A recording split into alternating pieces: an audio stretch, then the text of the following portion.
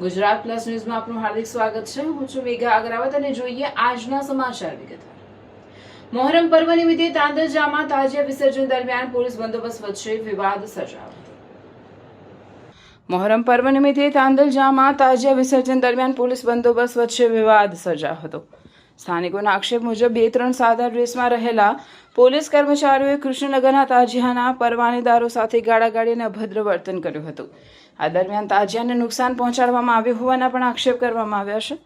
સ્થાનિકોના જણાવ્યા અનુસાર જે વ્યક્તિઓ સાથે પોલીસની બોલાચાલી થઈ હતી તેમને પોલીસ સ્ટેશન લઈ જઈ મારવામાં આવ્યો હતો। વધુમાં એક પોલીસ કર્મચારીએ કથિત રીતે મારો બક્કલ નંબર જોઈ લો, મારું કોઈ કશું ઉખાડી નહીં શકે જેવી ટિપ્પણી કરી હોવાનો પણ લોકોનો આક્ષેપ છે। આ ઘટનાના વિરોધમાં તાંદલજાના તાજિયા જુલુસ સાથે જોડાયેલા મોટી સંખ્યામાં લોકો પોલીસ સ્ટેશન બહાર એકત્રિત થયા હતા અને પોલીસ વિરુદ્ધ સૂત્રોચ્ચાર સાથે વિરોધ પ્રદર્શન કર્યું હતું। ત્યારબાદ ઉચ્ચ પોલીસ અધિકારીઓ જેમાં joint police commissioner, DCP zone અને એસીપી સહિતના અધિકારીઓ સ્થળ પર પહોંચ્યા હતા। લોકો સાથે ચર્ચા કરી અને યોગ્ય કાર્યવાહી કરવાની ખાતરી આપ્યા બાદ મામલો શાંત પડ્યો હતો, જેના પછી પૂર્વ નિર્ધારિત રૂટ મુજબ તાજિયાના જુલુસ ફરી શરૂ કરવામાં આવ્યા હતા। ઉપરોક્ત વિગતો સ્થાનિકો દ્વારા કરાયેલા આક્ષેપો પર આધારિત છે। પોલીસ તરફથી આ મામલે સત્તાવાર નિવેદન અથવા પુષ્ટિ સામે આવી નથી। અમે લોકો તાજિયા કાઢ્યા હતા, 10-10:15 વાગ્યાનો ટાઈમ હતો। અમે લોકો અમારું પહેલો તાજિયો હતો, અમે લોકો ગોલ ફરાઈને પાછું પરત અમે લોકો બેસિક સ્કૂલ પાસે પહોંચ્યા હતા। ત્યાં આગળ આવીને પોલીસવાળા લોકોએ આગળ વધાર કીધું, અમે લોકો ધીરે ધીરે આગળ વધારતા હતા।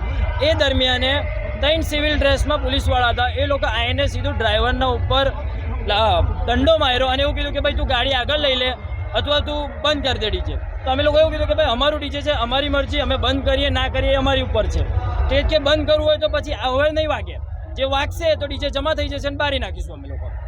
એ બાબતના લીધે અમે લોકો અમારું તાજિયો લઈને કૃષ્ણનગરનું જેપી રોડ પોલીસ સ્ટેશન આવી ગયા હતા। એ દરમિયાને બધી બહુ ભીડ થઈ ગઈ ને ત્યારે બી એ લોકો 3 જ સિવિલ ડ્રેસવાળા આવીને બધાને ગાર બોલવા માંડ્યા અને મારવા માંડ્યા હતા।